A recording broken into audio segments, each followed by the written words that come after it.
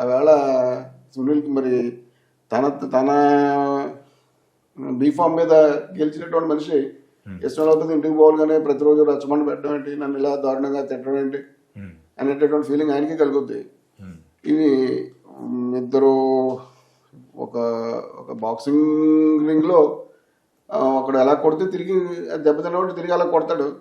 ఆ కొట్టుకోవడంలో ఎవరికి ఫిస్ట్ ఎక్కువ హిట్ అయిపోతే అలా హిట్ అయిపోయి ఇప్పుడు నేను జరిగింది చిన్న యాంటోనీ జాషువా జాక్ పాల్ అని చెప్పేసి ఒక చిన్న బౌట్ ఒకటి జరిగింది. ఈ వదిలి కొట్టిన ఆయనకి దీంతో ఈ జాక్ కదిలిపోయిందండి. 2 రోజులు హాస్పిటల్లో ఉన్నాడు ఆయన. ఇంతకంటే కొట్టేసినట్టు చెప్పేసి ఆయన అంటున్నాడు, కొట్టకూడదు కదా ఇంత గట్టిగా, లేదా జస్ట్ నాకు ఓడిపోయేంతగా కొడితే సరిపోతుంది కదా అని చెప్పి ఈయనకి కొట్టే అతను కూడా కంట్రోల్ ఉండదు. ఈ దెబ్బకు అలా కొట్టకపోతే మళ్ళీ తిరగబడి అతను కానీ కొడితే మళ్ళీ ఇతనికి కానీ ఏమైనా జరిగిందంటే ఇతను నాకౌట్ అయ్యే అవకాశం ఉంటుంది.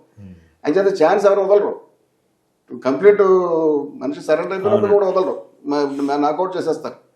అలాంటి సందర్భంలో ఈయన రచ్చబండ మీద ఈయన తిరిగి దారుణంగా ఈయన అప్పుడు మాట్లాడటం, ఈయన ఎక్కడ వెరప లేకుండా మాట్లాడటం. మరి ఆయన చీఫ్ మినిస్టర్ అప్పటికి బోల్డ్ 150 మంది ఎమ్మెల్యేలు ఉన్నటువంటి చీఫ్ మినిస్టర్, పైగా మోడీతో పూర్తి లింక్ ఉన్నటువంటి చీఫ్ మినిస్టర్. నాకు ఇలాంటిది నన్ను ఇంతలో ఎదిరించడం అని చెప్పి ఆయన ఉంటుంది.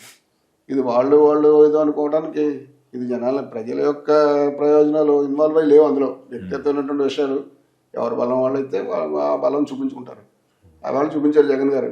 ఇప్పుడు ఇవాళ బహుశా డిప్యూటీ చీఫ్ స్పీకర్ అయిన తర్వాత చంద్రబాబు నాయుడు గారితో చెప్పించుకుని బహుశా ఆయన్ని సస్పెండ్ చేసి ఉండొచ్చు. ఆటోమేటిక్గా ఇద్దరు ఈక్వల్సే కదా, వాళ్ళు ఏం చేసుకున్నా చేసుకుంటారు. దానికి పెద్దగా పబ్లిక్ స్పందించాల్సినంత విషయం కాదు.